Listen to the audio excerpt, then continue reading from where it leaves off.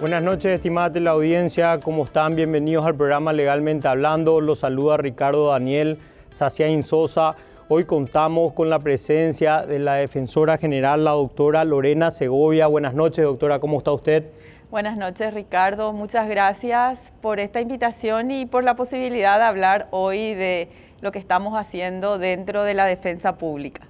Muchas gracias, doctora, por asistir. Estimada doctora, ¿nos podría comentar cuando usted entra a la Defensoría General, cuál era la situación, en qué estado lo encontró y a hoy cómo estamos, para luego hablar del alcance y las funciones de la Defensoría General? Bueno, la defensa pública es una institución fundamental dentro del sistema de justicia porque posibilita justamente que las personas puedan acceder a la justicia, tengan la posibilidad no solamente de presentar un reclamo ante los tribunales, sino también acompañar y garantizar a través de un acompañamiento técnico, jurídico, de que durante el proceso se precautele su derecho a ser oído, a ofrecer pruebas, a diligenciar las pruebas, a controlar las pruebas que se ofrecen en el proceso y finalmente para obtener una sentencia. Quiere decir entonces que la institución de por sí lo que está haciendo es materializando el derecho a la defensa, el derecho a ser oído que está en la Constitución. De allí la importancia trascendental.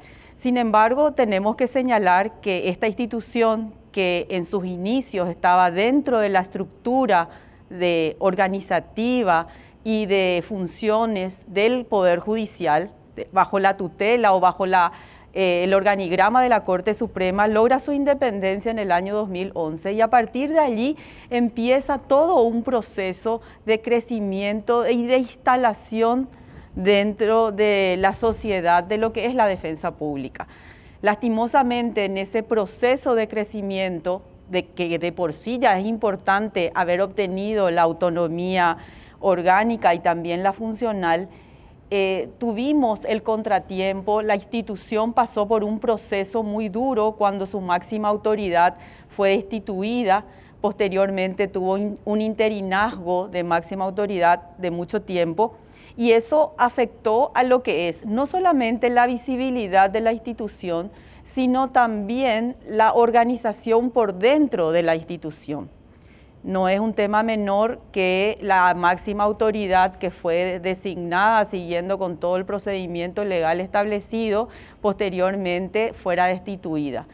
Desde el análisis que realizamos al ingreso y el que podemos realizar también ahora ya habiendo transcurrido más de 3 años y medio desde haber ingresado a la institución, considero de que esa situación sí afectó al funcionamiento de lo que era la institución. ¿De qué manera, doctora? En primer lugar, rompe el principio de confianza. La confianza que puede tener la ciudadanía respecto a una institución que estaba naciendo, porque si bien existía desde antes en el funcionamiento, estaba dentro de la estructura del Poder Judicial y después obtiene su autonomía. En una situación como esa afecta directamente a la confianza de la ciudadanía y también al desenvolvimiento administrativo de la institución, aun cuando pongas un interino. Transcurre el tiempo, entonces, con la designación de una nueva defensora general, que en este caso le designan a Lorena Segovia hablando en tercera persona, más allá de que fuera mi figura u otra, quiero resaltar que haber pasado por un proceso de selección, cumpliendo con todo el procedimiento, los pasos previstos en la ley, legitima a la autoridad que lleva adelante el liderazgo, la dirección, la organización de una institución. Entonces, pienso que habiéndose reencauzado la institucionalidad en el sentido de que fue producto de una selección de ternas, 2 audiencias públicas, eso hace que como que exista un nuevo periodo que retome lo que se había comenzado a realizar, que sin embargo durante todo ese tiempo la defensa pública fue perdiendo presencia. Decimos siempre no tenía visibilidad. yo hoy quiero utilizar otra terminología. Quiero decir que no teníamos la presencia, no solamente dentro del sistema de justicia, sino en lo que es más importante, en la conciencia colectiva.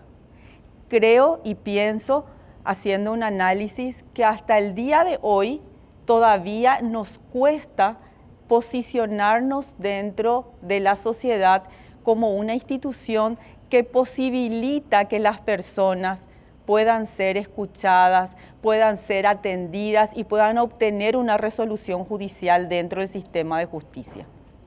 Claro, o sea, estamos hablando de la garantía constitucional de la legítima defensa que tiene cualquier ciudadano a ser defendido, ¿verdad?, en un juicio. Sí. El derecho de acceso a la justicia, lo que nosotros hablamos, los abogados y abogadas decimos que es un derecho humano, un derecho consagrado en la Constitución y en los tratados de derechos humanos, y otros lo conocen como la tutela judicial efectiva, que es todo eso que había hablado. No es solamente golpear la puerta del Poder Judicial y decir aquí está, esta es mi pretensión o esta situación es la que se me ha sido vulnerada, sino también que todo el proceso judicial se lleva adelante respetando las normas, los principios del debido proceso.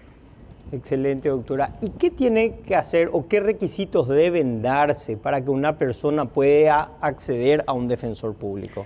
Bueno, la defensa pública atiende a diferentes grupos de personas, pero hay un eje central sobre el cual nos movemos en toda nuestra actividad, que es la vulnerabilidad.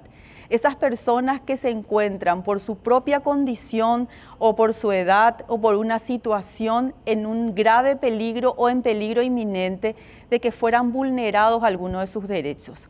Por eso es que atendemos a diferentes grupos. Por ejemplo, atendemos a niños, niñas y adolescentes en nuestra calidad de defensores y defensoras de la niñez y de la adolescencia. Somos la voz, la representación de la niñez en los procesos judiciales.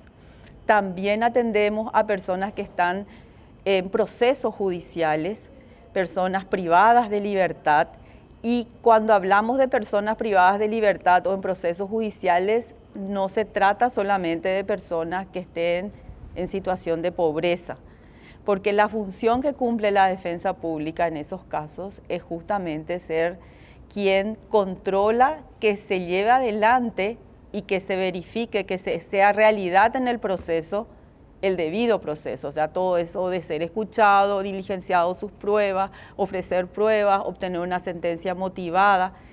Ese asesoramiento y representación técnica es la que realiza la defensa pública en los procesos penales. Después tenemos la atención a personas que tienen problemas en materia laboral. La atendemos a trabajadores y trabajadoras.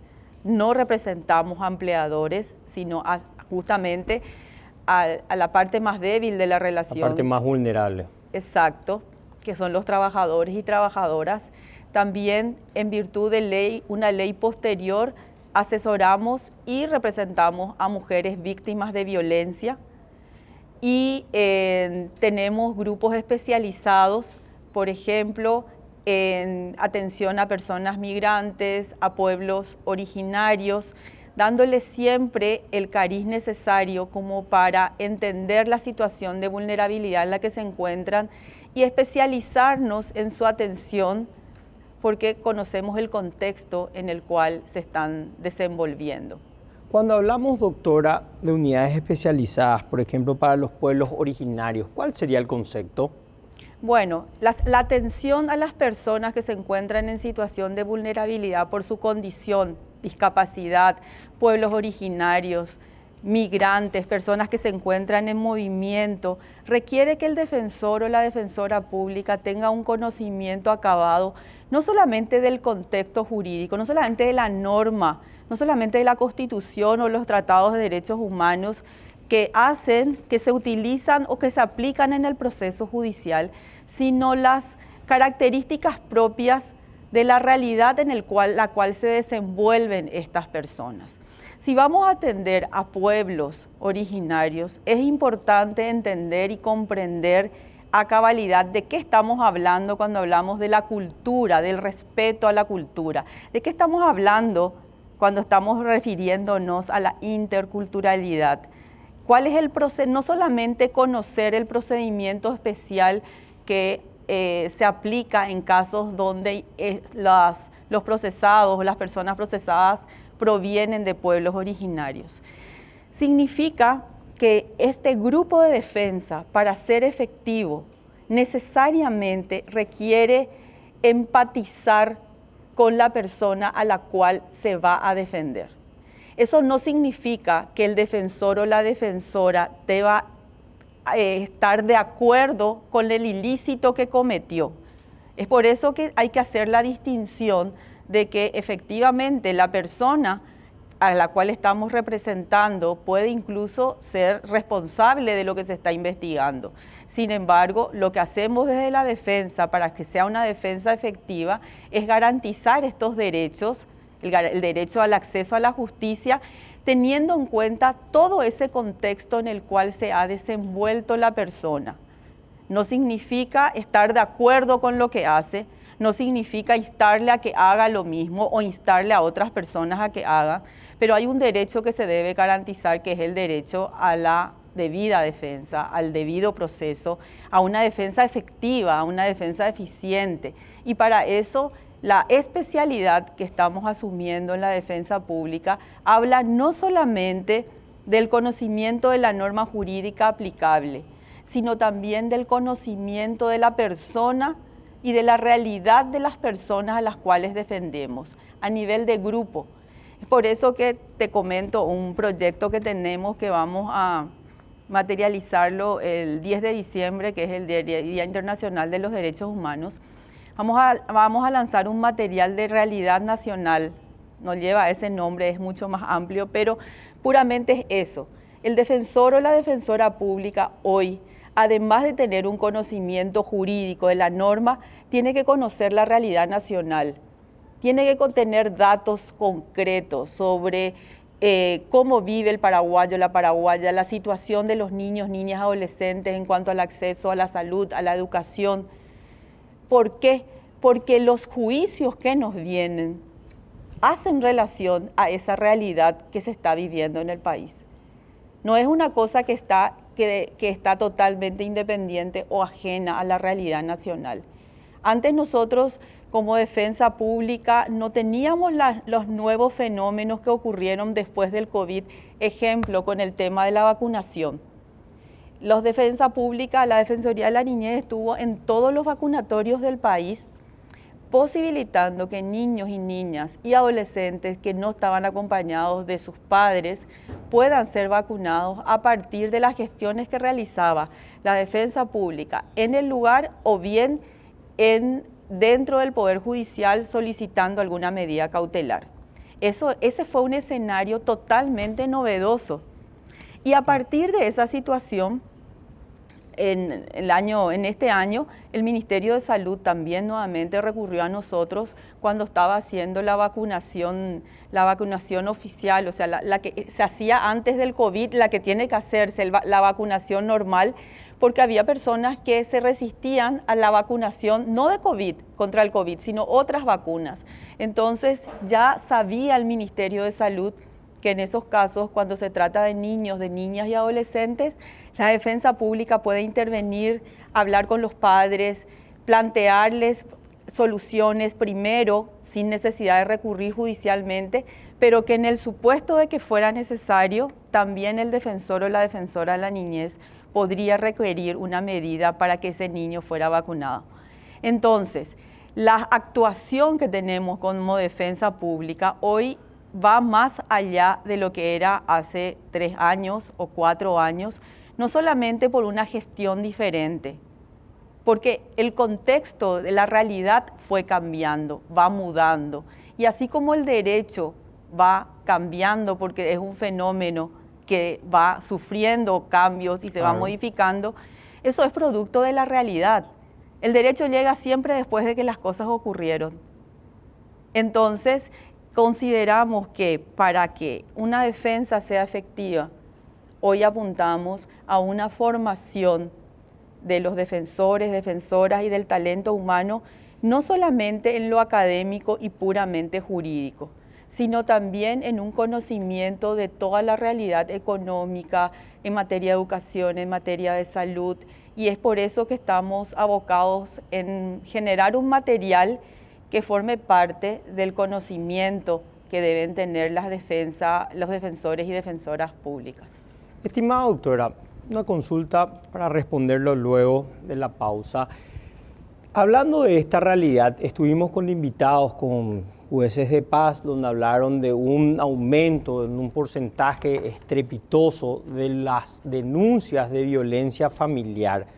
¿Cuál sería esa realidad con respecto a la Defensoría al volver de la pausa? Muchas gracias.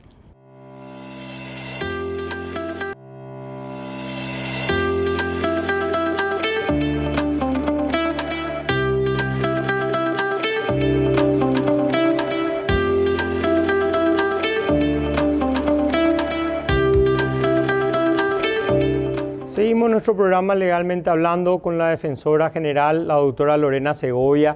Estimada doctora, cuando estábamos hablando de este toque de realidad que está teniendo la Defensoría para todas las causas, o sea, realmente está administrando realidades, como se diría literalmente, en materia de violencia familiar, hemos tenido invitados que nos han dicho que luego del COVID, las denuncias de violencia familiar y violencia doméstica habían alcanzado prácticamente cifras récord.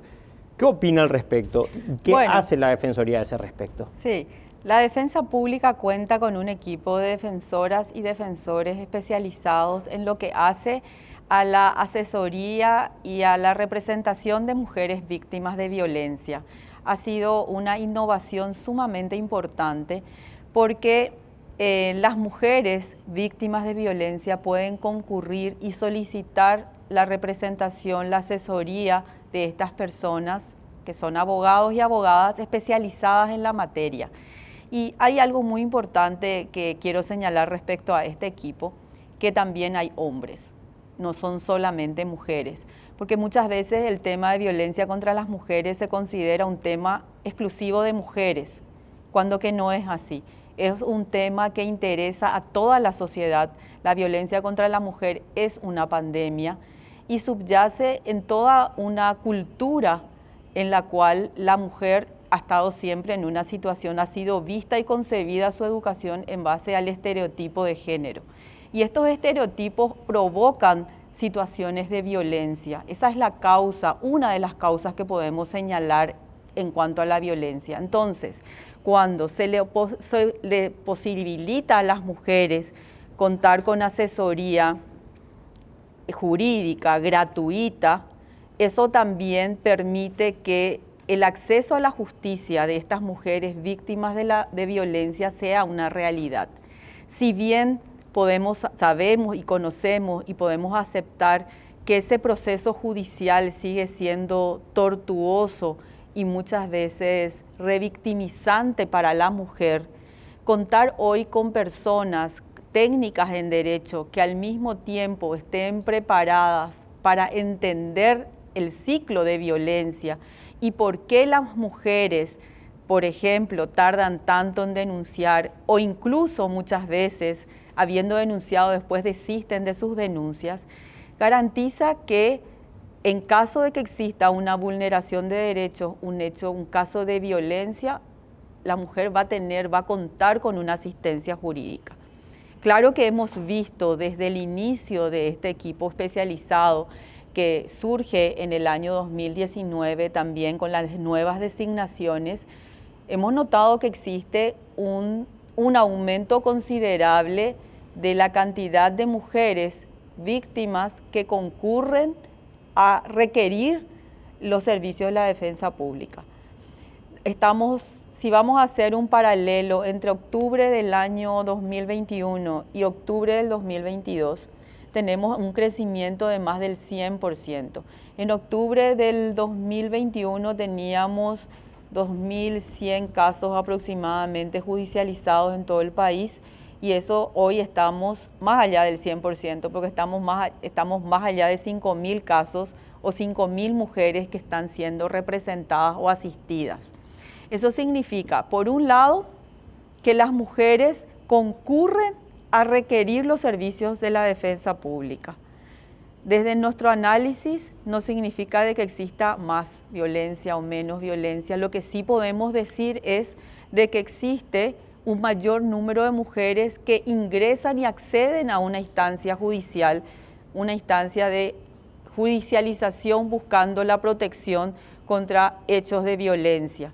Si bien también debería hacerse el análisis si ese tiempo en permanente encierro que fue la época de la cuarentena del COVID, también tiene su incidencia en el aumento de violencia, de los casos de violencia. Los psicólogos, psicólogas que hablan referente al tema llegan a la conclusión de que sí, que el encierro potenció los hechos de violencia y se generaron mayores hechos o actos de violencia. Puedo decir que en la defensa pública la asistencia y la representación supera el 100% si tenemos en cuenta solamente el año 2021, que fue ya el término de la pandemia, más o menos, y lo que es este año. Tanto es así que teníamos un grupo de 17 defensores y defensoras y después le sumamos 2 más. Y en este presupuesto del año 2022 se encuentra prevista la designación también de 2 defensores o defensoras que estarán especializados en violencia. Ya no llegamos con los tiempos para la designación, pero ya de este presupuesto 2022 están asignados defensores y defensoras especializadas. Y del próximo presupuesto habíamos solicitado más defensores y defensoras. Sin embargo, está todavía en estudio. La bicameral elevó un dictamen otorgándonos la posibilidad de que se aumente en 8 la cantidad de unidades de defensoría, de las cuales vamos a dividirlos entre 2 rubros muy importantes. Por un lado, violencia contra las mujeres y el otro, la protección de niños, niñas y adolescentes. Claro, porque realmente hemos contado en el mes de octubre rosa con muchas mujeres, con una trascendencia importante en el mundo del derecho, y habíamos coincidido en la parte de violencia familiar y violencia doméstica, un crecimiento abismal, y también habíamos hablado, es excelente, de que tengan una unidad especializada desde su administración, sería del 2019. O sea, claro, prácticamente generada, o sea, se sucede conmigo, pero es generada ya en una ley anterior. Se puede materializar desde mi administración, con lo cual quiero decir que no es producto de mi gestión. Claro. Es producto de una norma que fue dictada, que se pudo concretar posteriormente con los rubros correspondientes y la designación de este equipo de defensoras y defensores especializados. Claro, se implementa con usted entonces, sí, doctora. Se lleva a la ejecución, sí. Claro, porque estábamos hablando también que era preocupante la falta de conocimiento por parte de los administradores de justicia también de los convenios internacionales como las 100 reglas de Brasilia, el Pacto de Belém do Pará, o sea, de que no se estaba aplicando y tampoco tenían conocimiento la mayoría de las mujeres. Ahora sí creció la mayoría de denuncias, evidentemente, todos coinciden en eso, que es algo muy importante, o sea, el recurrir a las instancias judiciales en busca de justicia. Sí, el tema de violencia es un tema, violencia contra las mujeres es un tema muy importante dentro de la defensa pública, porque además de realizar la representación o la asesoría dentro de los procesos judiciales, también estamos abocados y colaboramos con el sistema de prevención. Es por eso que dentro de lo que hacemos como defensores y defensoras, también realizamos concienciación, charlas, capacitaciones en colegios, en organizaciones de la sociedad, con organizaciones de la sociedad civil y en sedes de organizaciones de la sociedad civil, tocando el tema de la violencia.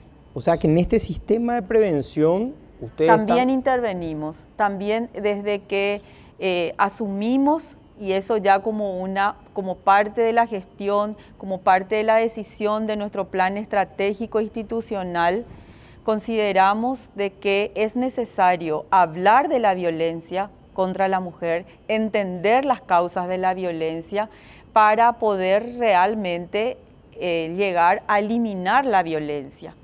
Y en ese sentido, además de esta parte de prevención, apostamos mucho a la capacitación de las personas que trabajan en temas de violencia. Es verdad de que existe poca aplicación de los tratados internacionales, no solamente dentro de las sentencias, sino también en las presentaciones muchas veces. Pero además de utilizar las herramientas jurídicas, la Constitución, las leyes, los tratados, hay algo también que no se puede descuidar cuando hablamos de violencia, que es que las personas que trabajan en esta materia deben tener una comprensión exacta de la situación en la cual se encuentra la víctima para una representación eficiente. Y también como sociedad entender de que la violencia contra la mujer no se soluciona simplemente con la cárcel o con otras sanciones, porque realmente lo que subyace allí es todo un proceso de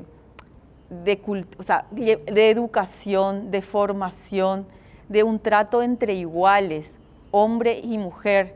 Y yo creo que esa es la parte que pocas veces tratamos, porque todos y todas estamos de acuerdo que no tiene que existir violencia contra la mujer. Nadie va hoy a aceptarlo, va a aceptar públicamente que está bien que el hombre le maltrate a una mujer. Jamás. Socialmente, acá, en nuestro entendimiento real y aquí, por dentro, en nuestro interior, ¿cómo está la cosa? ¿Cómo le enseñamos a nuestros hijos, a nuestras hijas a relacionarse varones y niñas? ¿Cómo creamos esta cultura de que las mujeres están, hasta algunos consideran de que genéticamente preparadas para una cosa y no para otras? Entonces, todo eso, en eso subyace la violencia. Entonces, la defensa pública, además de hacer la representación jurisdiccional, llevamos el conocimiento jurídico y también el conocimiento del problema, acompañando disertaciones, charlas, capacitaciones. O sea que la Defensoría General está tomando cartas en el asunto entonces. Es un tema importantísimo para nosotros como institución, el tema de la violencia contra la mujer. Y lo enfrentamos de dos maneras. Por un lado, con la atención jurisdiccional cuando llevamos el caso ante el juez, ante la jueza. Y por el otro lado, también contribuimos a hacer la prevención hablando del tema de violencia en instituciones educativas, en municipalidades, en instituciones que así lo requieran. Claro que calendarizamos nuestras actividades, pero tomamos cartas o realizamos acciones en los dos ámbitos. Excelente, doctora. Doctora, y para responder luego de la pausa, cuando estamos hablando de los casos de la Defensoría, ¿de cuántos casos aproximadamente estamos hablando? Y en materia de presupuesto e infraestructura, ¿cómo estaría la Defensoría? Al volver de la pausa. Muchas gracias.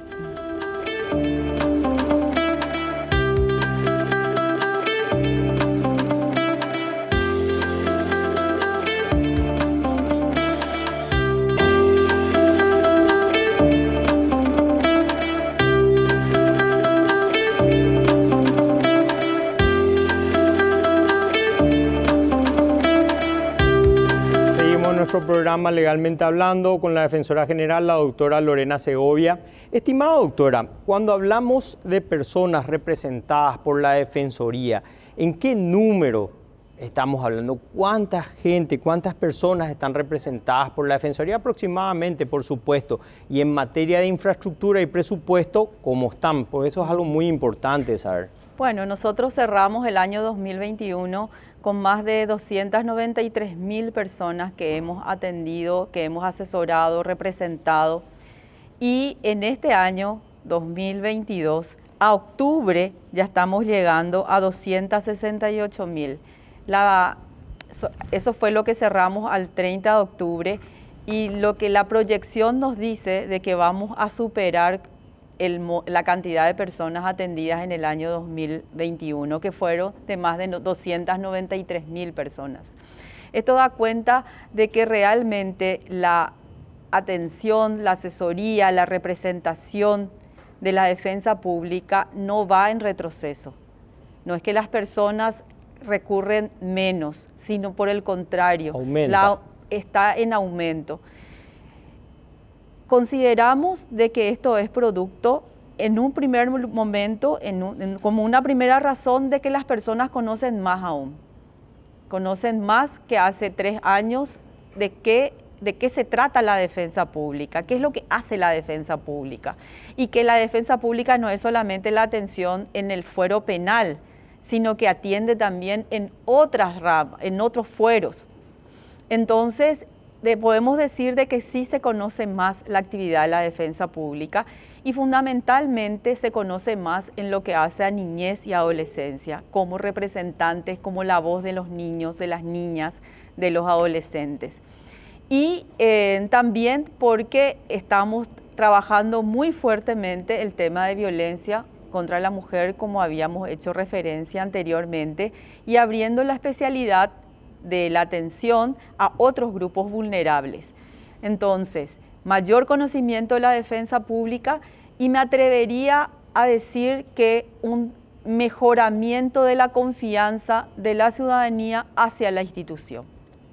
Aumentar en confianza no es un tema fácil. No, seguro que no. Cuando una institución, como habíamos hablado al inicio, una de sus principales dificultades era ganarse la confianza.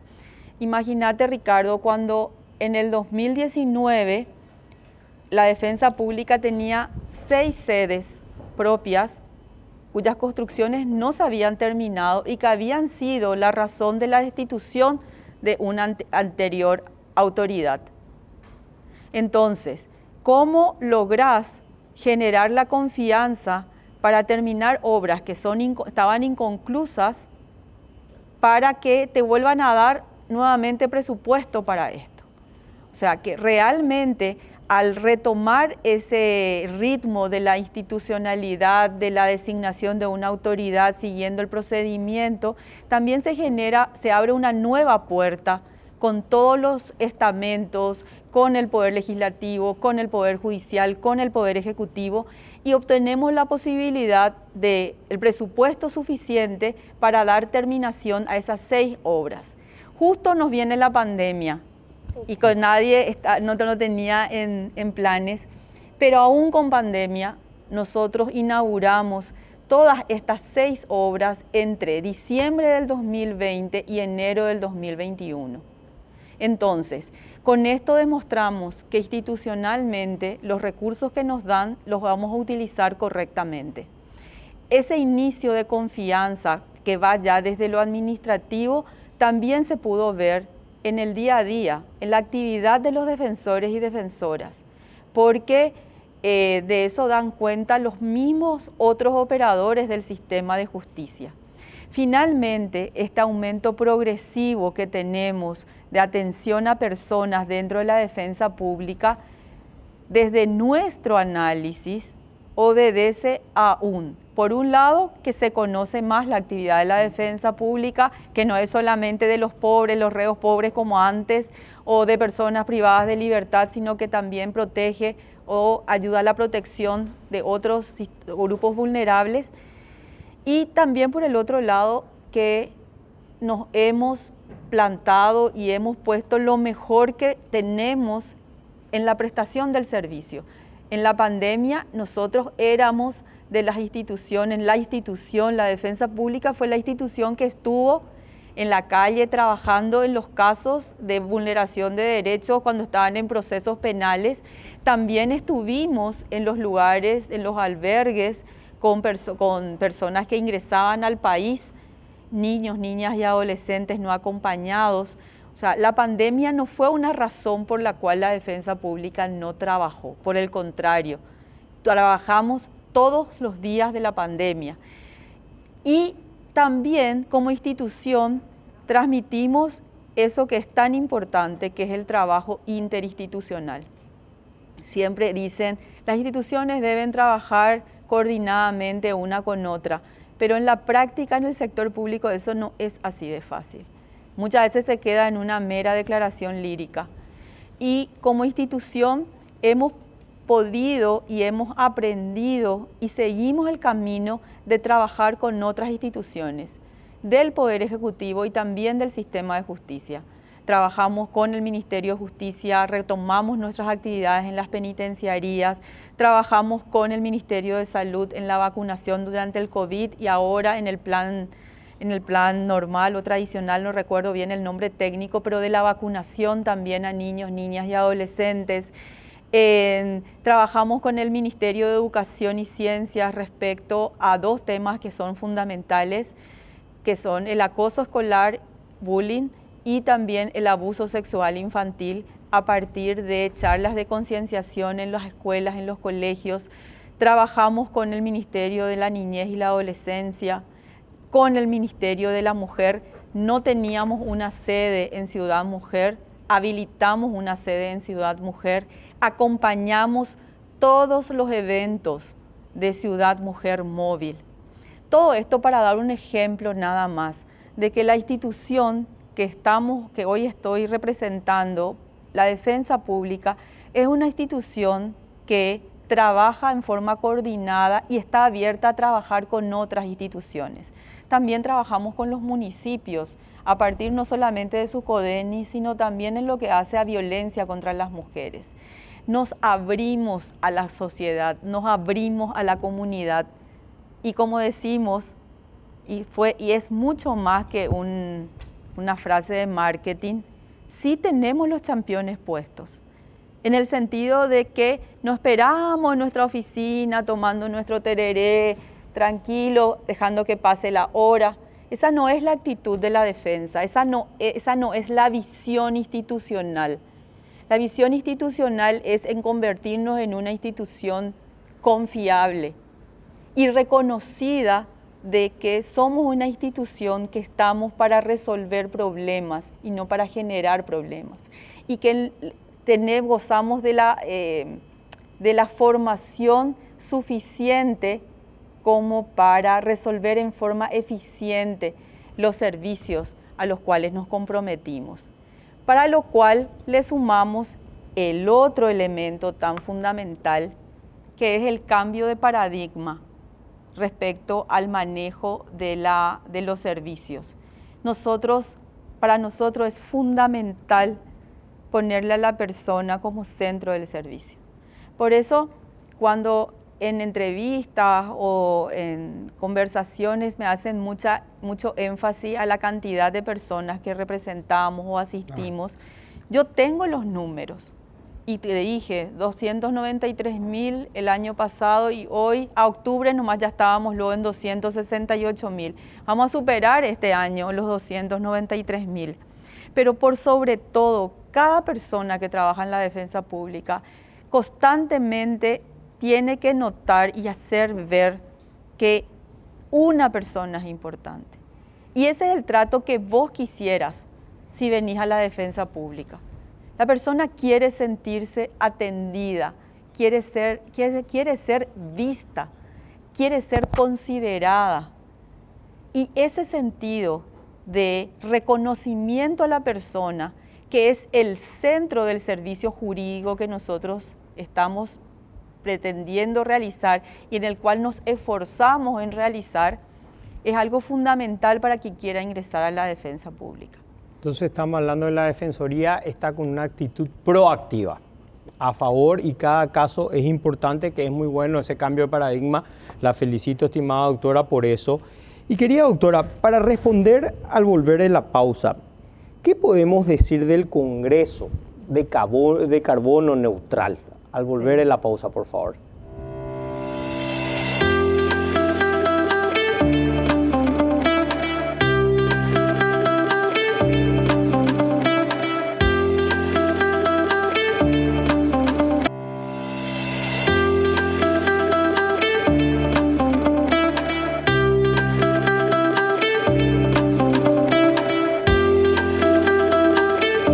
Seguimos en nuestro programa Legalmente Hablando con la Defensora General, la doctora Lorena Segovia, y estaremos hablando del Congreso de Carbono Neutral. Estimada doctora, ¿qué nos puedes decir al respecto? Bueno, la Defensa Pública se reúne una vez al año para tratar temas que son trascendentales para la institución. Es una oportunidad para reflexionar y también bajar línea, en palabras simples, respecto a temas que son fundamentales para la actividad de la institución. Y en ese sentido, este año estamos hablando de un Congreso Nacional, es el 8º Congreso de la Defensa Pública, varios años no se hizo y después posteriormente lo retomamos el año pasado, donde vamos a hablar de la defensa pública como equilibrio republicano necesario. ¿Por qué es importante en una república la defensa pública? ¿Qué es lo fundamental? ¿Qué es lo que está haciendo la defensa pública?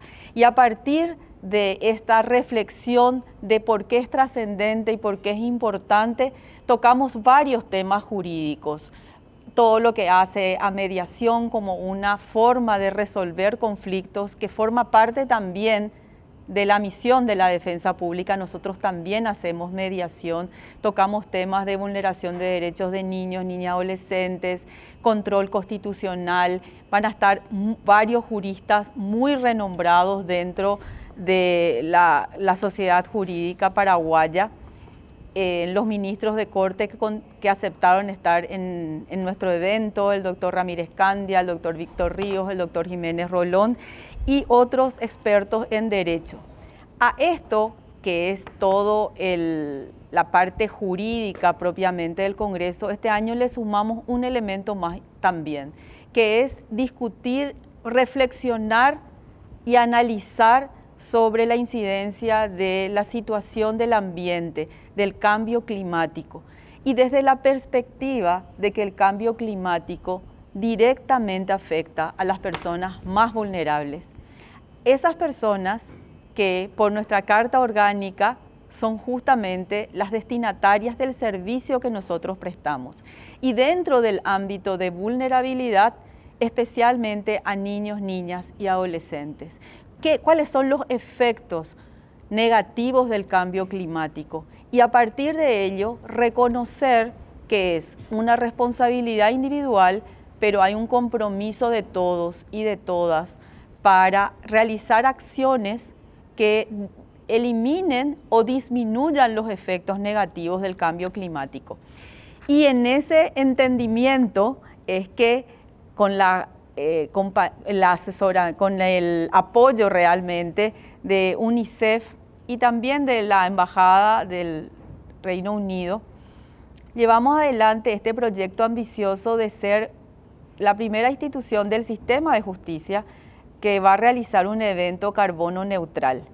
Esto se materializa de la siguiente manera. Durante toda la organización del Congreso y la realización de este Congreso, que va a ser el 22 y 23 de noviembre, desde las 3 de la tarde a las 19 horas, martes y miércoles en el Banco Central, vamos a medir las emisiones de carbono. Después de medir estas emisiones, la cantidad de carbono emitido con una empresa que nos está acompañando y a la cual accedimos gracias al apoyo de UNICEF, se van a comprar los créditos ambientales como para neutralizar la cantidad de carbono que hemos emitido y así esto pueda ser un evento carbono neutro, carbono neutral. Además de ello, estamos haciendo ciertas actividades para disminuir la cantidad de carbono emitido. ¿Qué tipo de actividades, doctora? Ejemplo, vienen defensores, defensoras, equipo técnico y equipo de la Defensoría del Interior, que vengan en un solo vehículo.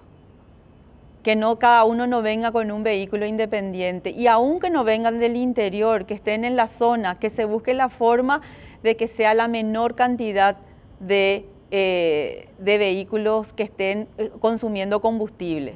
Después, no utilizamos papel prácticamente, solamente una hoja se va a imprimir con unas ciertas referencias donde está justamente el código QR que nos permite la inscripción, después el ingreso, poder tener la entrada y la salida de las personas porque tenemos que saber exactamente cuántas personas estuvieron en el lugar del evento, que es el Banco Central del Paraguay, y en base a eso poder manejarnos.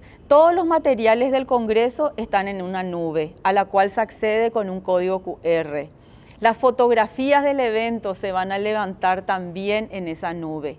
Además de eso, no vamos a utilizar botellas de agua, sino que estamos pidiéndole a las personas que lleven su hopi, que lleven su vaso para poder tomar el agua. Y tenemos algunos obsequios para las 500 personas que ingresen primeramente a la sede del Banco Central. Y el papel, la carpeta donde está la única hoja que vamos a utilizar con todos los datos es de papel reciclado. Los bolígrafos que vamos a repartir también responden a esta misma línea. Y todo lo que es clasificación de residuos, también siguiendo las instrucciones de esta empresa que nos va asesorando y con la cual estamos realizando la medición de carbono. La idea es poner el tema del ambiente como un tema central que nos afecta a todos y a todas, que tiene relación directa con las personas a las cuales representamos, que son las personas más vulnerables, y finalmente tomar conciencia de la situación en la cual se encuentra nuestro planeta, nuestra casa común, como dice el Papa Francisco, y de que todos y todas podemos hacer algo para revertir esa situación.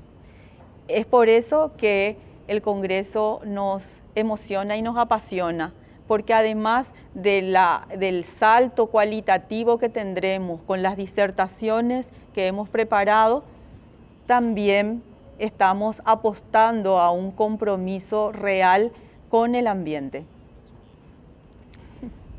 Muy buen congreso. Entonces estamos hablando de un congreso 100% digital, con regalos biodegradables y haciendo concientización de sumar cada uno su granito de arena.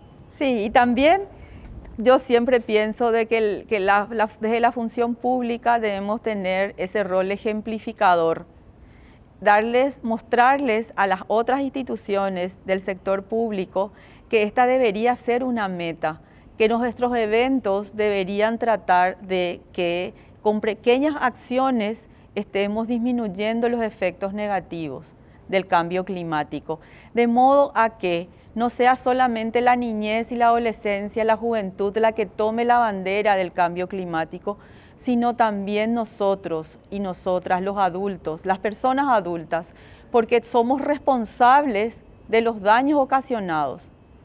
Entonces, asumamos el compromiso de acciones cotidianas y también acciones institucionales, conforme existe ya una reglamentación también del MADES, para llevarla adelante dentro de las instituciones públicas. Este es un primer paso y desde el sector público también se puede dar ese paso. Generalmente pensamos que solamente estos son temas del sector privado. Sin embargo, este es un tema fundamental para el sector público. Y todas las instituciones poniendo nuestro grano de arena y con la cooperación, que de hecho nosotros tenemos una larga lista de cooperantes que están apoyando el evento, podemos hacer la realidad. Claro, de hecho la otra vez lo tuvimos al ministro Ariel Oviedo en el programa y estaba hablando de la medición también de carbono. Creo que ellos tienen un laboratorio muy bueno de última tecnología, podrían pedir su colaboración, mi estimada doctora, yo creo que él muy contento la daría. Pero es un evento muy importante, es como vos decís, nuestro hogar común, tenemos que cuidarlos todos. Sí, realmente estamos tomando las recomendaciones del Ministerio del Ambiente y los hemos materializado en cuanto a la clasificación de residuos dentro de las sedes. Comienza un nuevo proyecto para nosotros como institución pública. No solamente es este congreso, es una decisión para el próximo año respecto a cómo podemos ir avanzando para eliminar totalmente el papel, que de hecho es una obligación que tenemos por ley, pero que debemos materializarla. Para ello también estamos ayudados, colaboran con nosotros el MITIC y estamos avanzando en esto. Tocar el tema del ambiente es algo que todos y todas deberíamos hacer desde las instituciones y también en la sociedad. Claro, un problema de todos. Si bien uno piensa en eso como un problema futuro, es un problema presente. Sí, la gente se pregunta por qué llueve tan intensamente y por periodos tan cortos. En una hora cae la misma cantidad que antes caía en un mes o en 2 meses. Todo eso es efecto del cambio climático. Así lo dicen las investigaciones, no lo digo yo.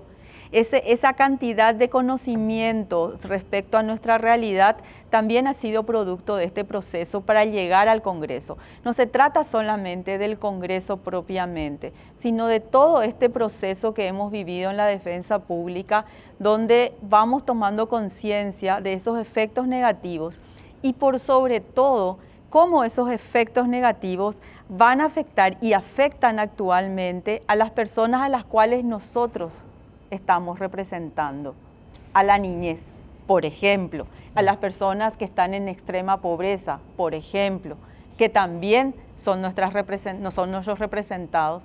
Entonces, esto va un poco de la mano con un conocimiento y concienciación ciudadana, pero que hace a nuestra actividad propiamente misional también. Excelente, estimada doctora. Muchas gracias por haber compartido con nosotros esta noche. Bueno, muchas gracias, Ricardo, por la invitación. Al principio me pareció que era mucho, pero me doy cuenta que resultó corto el tiempo, sí. Así que tengo la posibilidad de retornar. La volvemos a invitar, estimada doctora. Muchas gracias, estimada teleaudiencia. Nos vemos el próximo domingo a las 21 horas.